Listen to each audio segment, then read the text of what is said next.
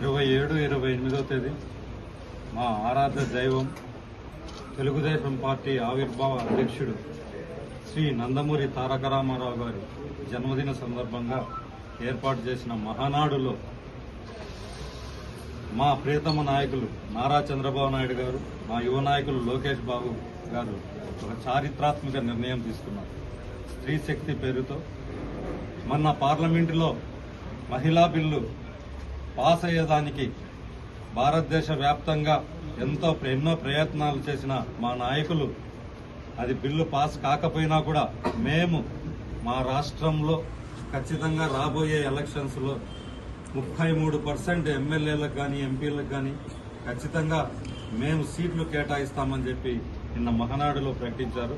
ముఖ్యంగా రాష్ట్ర మహిళలందరి తరఫున మా నాయకులకు చంద్రబాబు నాయుడు గారికి, లోకేష్ బాబు గారికి కృతజ్ఞతలు తెలుపుకుంటూ పార్టీ ఆవిర్భవించినప్పటి నుంచి 1982 నుంచి 1982కు ముందు తరువాత మహిళల పరిస్థితి ఎలా ఉంది, తెలుగుదేశం పార్టీ అధికారంలోకి వచ్చిన తరువాత రాష్ట్ర మహిళల పరిస్థితి ఎలా ఉంది, భారతదేశంలో అన్ని రాష్ట్రాల కంటే మన రాష్ట్రంలో మహిళలు ఎంత స్పీడ్గా అభివృద్ధి చెందుతున్నారు, రాజకీయంగా కానీ, వ్యాపార పరంగా కానీ, విద్యలో కానీ, దీనికి అన్నిటికీ ప్రధాన కారణం తెలుగుదేశం పార్టీ. ఆనాడు నందమూరి తారక రామారావు గారు ఆడబిడ్డలకు సమాన ఆస్తి హక్కు కల్పిస్తూ ఇంటి పట్టాలు కానీ, ఇండ్లు కానీ అన్ని మహిళల పేరుతోనే ఇవ్వాలి అనే ఒకటి పెట్టి పార్టీని ముందుకు తీసుకెళ్తే, మహిళల అభివృద్ధి కోసం ముందుకు తీసుకెళ్తే తర్వాత 95లో ముఖ్యమంత్రి అయిన మా ప్రియతమ నాయకులు నారా చంద్రబాబు నాయుడు గారు డ్వాక్రా సంఘాల పేరుతో మహిళలు ఆర్థికంగా ఎదుగుతేనే అటు కుటుంబం కానీ, ఇటు రాష్ట్రం కానీ, దేశం కానీ అభివృద్ధి చెందుతుందనే ఒకే ఒక్క నిదానంతో దాదాపు 12 లక్షల డ్వాక్రా గ్రూపులు ఏర్పాటు చేసి దాదాపు 1,20,00,000 మంది మహిళలకు ఉపాధి కల్పిస్తూ వాళ్ళు సొంతంగా ఆర్థికంగా వ్యాపారాలు చేసుకుంటూ కుటుంబాన్ని పోషిస్తూ ఈరోజు చాలా గొప్పగా మన రాష్ట్రాన్ని అయితేమి, దేశంలో అయితేమి మన ఆంధ్రప్రదేశ్ మహిళలు ముందంజలో ఉన్నారు. అలాగే రాబోయే కాలంలో కూడా మహిళల కోసమే తెలుగుదేశం పార్టీ ముఖ్యంగా ముందుకు తీసుకెళ్తుంది. ఏ పథకాన్నైనా ఇప్పుడు వచ్చే పింఛన్లలో కూడా దాదాపు 38 లక్షల పింఛన్లు నెలకు 1,800 కోట్ల రూపాయలు ఓన్లీ మహిళలకు మటుకే ఇస్తున్నారు. అలాంటి ప్రభుత్వం తెలుగుదేశం ప్రభుత్వం. ఖచ్చితంగా రాబోయే కాలంలో దేశంలో కూడా పార్లమెంట్లో మహిళా బిల్లు పాస్ అయ్యేదానికి తెలుగుదేశం పార్టీ తరఫున చంద్రబాబు నాయుడు గారు ఎంతో కృషి చేస్తున్నారు.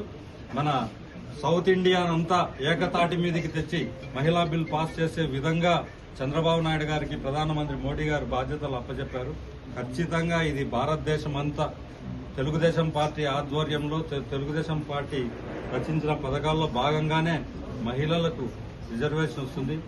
నేను అందరికీ ఈరోజు మదనపల్లెలో మన తెలుగుదేశం పార్టీ రాష్ట్ర నాయకురాలు పర్వీన్ తాజ్ గారు, మన శాసనసభ్యులు షాజాన్ అన్న, ఇంకా రాష్ట్ర కమిటీ సభ్యులు, మా మదనపల్లి నియోజకవర్గ మహిళా నాయకుల ఆధ్వర్యంలో ఈరోజు వాళ్ళు వచ్చి మాకు ఇంత మేలు చేసిన మా నాయకులకు ఈరోజు మేము పాలాభిషేకం చేయాలి, మీరు తప్పకుండా మదనపల్లికి రండి, పార్టీ ఆఫీస్లో చేయాలి అంటే మేము వచ్చాము.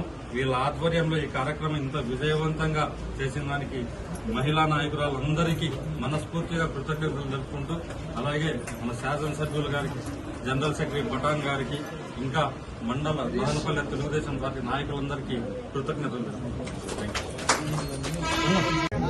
ఇప్పుడు బాగుంది, చెప్పండి. ఇప్పుడు స్లోగన్స్ జై తెలుగుదేశం, జై తెలుగుదేశం,